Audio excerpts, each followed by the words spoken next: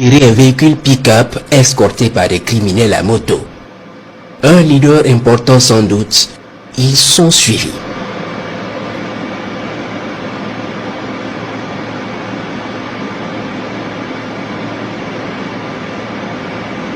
Alertés du danger qui plane sur eux, ils abandonnent le véhicule et embarquent sur une moto.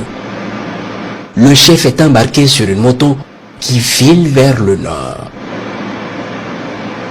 Se croyant hors du danger, ils marquent un arrêt et d'autres criminels les rejoignent et ils prennent la progression sous les yeux des combattants du ciel.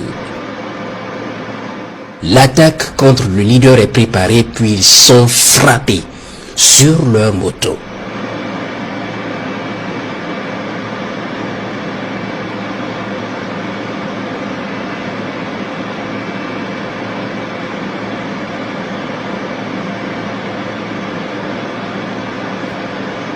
Certains s'en sortent néanmoins et rejoignent un buisson pour les soins.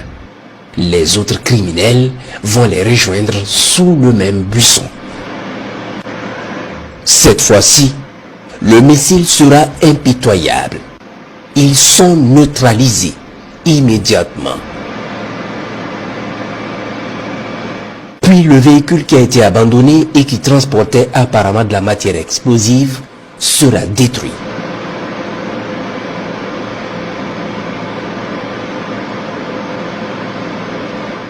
La zone va rester sous surveillance vu le fait qu'un important chef terroriste vient d'être neutralisé.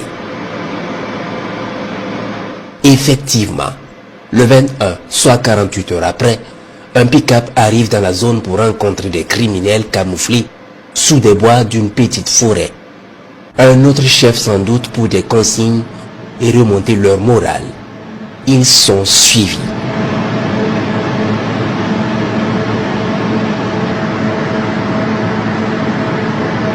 Plusieurs criminels quittent leur cachette et rejoignent le chef.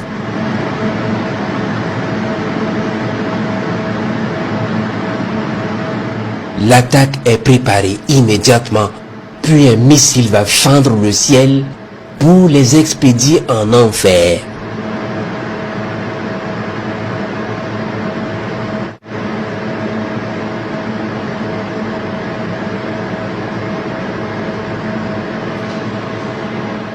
Ils brûlent avec leur logistique dans la zone.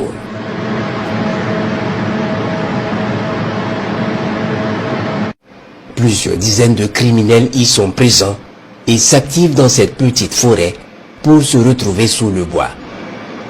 La cible est importante.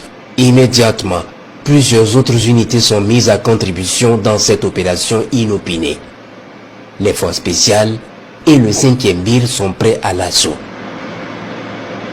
L'opération est prête, les combattants du ciel lancent l'attaque par une frappe sur les criminels.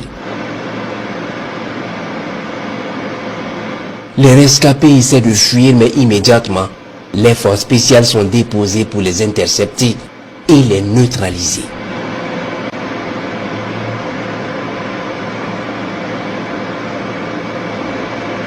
Pendant ce temps, le 5e BIR quadrille totalement la zone pour ne laisser aucune échappatoire.